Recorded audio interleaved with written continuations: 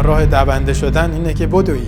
سال سختی بود، برای سال آینده ابهام مهمترین کلیدواژه سال. این که توی یک صعود همه اتفاقاتی که مثلا در تمام عمر کوهنوردیش تجربه کرده و بعضیا رو نکرده همه رو یک جا تجربه کنه در یک صعود، فکر کنم چیزی بود که سال 403 واقعا هممون به وضوح دیدیم و باهاش مواجه شدیم. سعی کردیم که متمرکز باشیم روی کارهایی که بلدیم، ارتباطاتمون، و هرچند بسیاری از اهدافی که داشتیم شاید درست محقق نشدن، اون چیزی که مهمه اینه که از این طوفان یه جوری خارج شدیم که آسیبی فقط بهمون وارد نشه و بتونیم با حفظ انرژیمون از سال 403 گذر بکنیم. با یه نگاه یه ذره منطقی و بررسی مدل‌های گذشته، پیشبینی منطقی به آینده پژوهانه به داستان نگاه بکنیم، سال بسیار پیچیده‌تری احتمالاً در پیش خواهیم داشت. با همون مدلی که ما در تمام این سال‌ها در کشور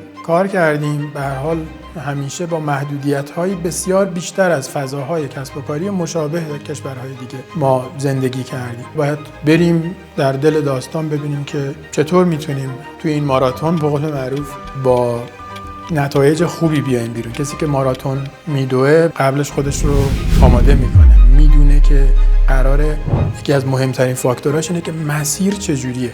ما امروز که البته صحبت میکنیم یه خورده مثلا یه بارقه هایی از این که شاید بشود، شاید فضایی باز بشه، شاید اتفاقی بیفته، این شایدها شاید یه خورده نسبت به گذشته پررنگتر شدن و امیدواری اندکی ایجاد شده، اما حقیقت مطلب اینه که تجربه گذشته به ما میگه که فراز و نشیب تو این جریان خیلی زیاده و یه خورده واقع بینانه تر باید با داستان برخورد بکنیم.